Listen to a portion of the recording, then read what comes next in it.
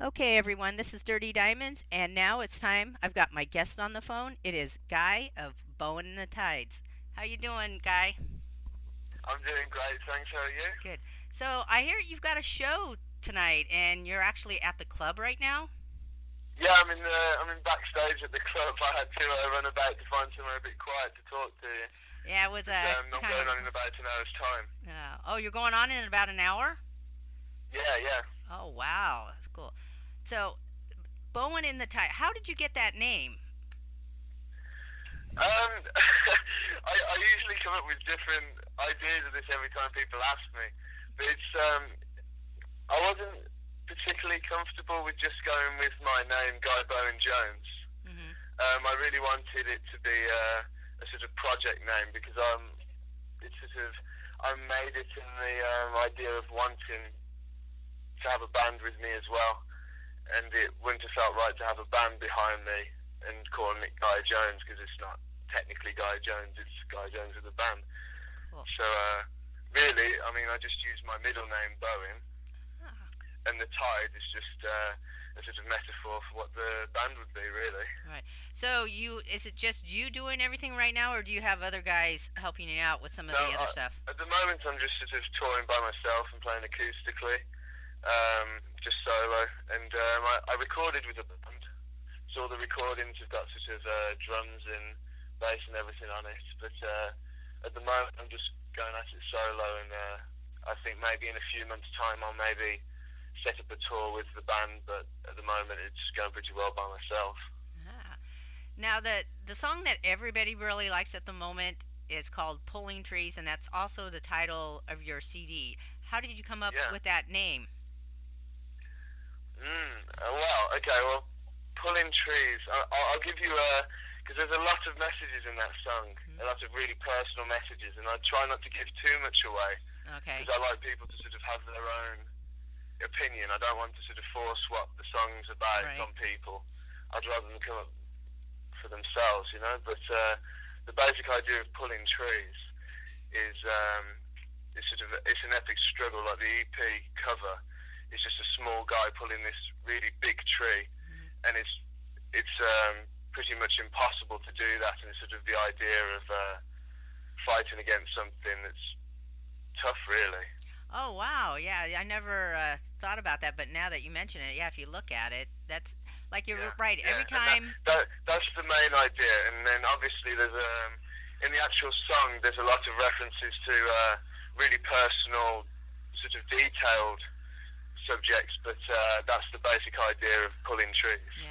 Well, what you said about everybody getting their own interpretation of a song, it's that's what I do. Yeah, I don't usually the CDs have the lyrics and everything in it, but I won't read those or look at anything. yeah, First off, what I do is I sit there and I listen to the song and I pay really close attention to the lyrics and I try to come up with my own idea of what I think the song is about. And yeah. then later And I go I think back and check it out. And usually it's I come up with something different than what the yeah, artist, you know. definitely. I mean, and so I mean I've sort of listened to some songs and sort of thought about the lyrics that I'm hearing, and then when you see an interview with the artist and they tell you what it's about, like really specifically, Mhm. suddenly the song means a bit less to you because suddenly you're not thinking about what it meant to you, you're thinking about what it meant to them, Right. and so there's a bit of personalization that sort of gets lost then. Right. So yeah, so it's just to each his own, and it's I guess I'm just sort of grabbing a song from out of the sky and giving it to people, you know. Right. Now, people really like that song "Pulling Trees," and when I first heard that, your voice is so amazing. Everybody's jaw Thank just you. drops. Now, have you always been musically inclined? I mean, did you come from a musical family, or is this something that you just grew up with and you just decided this is what I want to do, or how did you get started? Well, from an early age, I was sort of involved with. I played the cello and double bass. So I was sort of I was given sort of classical music from my parents quite early on, and it wasn't not I wasn't really deeply into music at that point. It was more something that my parents gave me. But that was definitely the platform for when I turned about 16 and I started picking up the guitar and started listening to my own music that I like and I mean it's completely the stuff I learned in my early years. I mean I started playing the cello when I was 7 years old, um, and then I started playing the guitar when I was 17, Wow. Yeah. and I'm 21 now. So it's sort of everything through my whole life I've played music, so I've got quite a good understanding of how music works. But it was absolutely priceless what I learned from classical music when I was a kid, Yeah. even though I didn't realise how important it would be when I was actually doing it. Exactly. If you go back and look at a lot of artists, a lot of their interests in what they had been doing is a lot of classical and other types of music other than what they're doing right now. I mean, that's how you got started. Yeah, Now, like over here in the schools, they've got kids starting in music, I believe like in the 4th or 5th grade, which is about 9 or 10. yeah, And then yeah. where my son is at school now, they have a course called Rock Band where they have the whole setup, guitar, Oh, that's drums, and all cool. that stuff. But you have to take like a strings instrument or some sort of band course Mm, before you do that. So my son, he actually in the 5th grade, he started out with the violin. He wasn't all that excited about it, but then when he, yeah. heard about some other artists and what they did and stuff, he liked it and he got into it. And so I think kind of everybody kind of starts out like that. Yeah, and that's how you have to start, especially if it's something your school sorts you out with, or if your parents give it to you, you automatically sort of almost want to fight against it, you know. Yeah. But you just sort of give into it, and then you realise how important it was later on, Yeah. you know.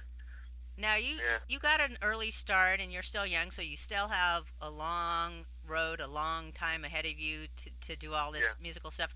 What would you like to see yourself doing later on? I mean, what would you like to be doing? I mean, where do you want to take this? I'm going to I'm going to take it wherever it can take me. Really, but all I'm doing, I think very much in the moment. I work really hard. I book gigs constantly. I'm touring all the time. I basically, I'd want to do this so I want to keep it going. And at the moment, I'm sort of earning a bit of money to keep me on the road.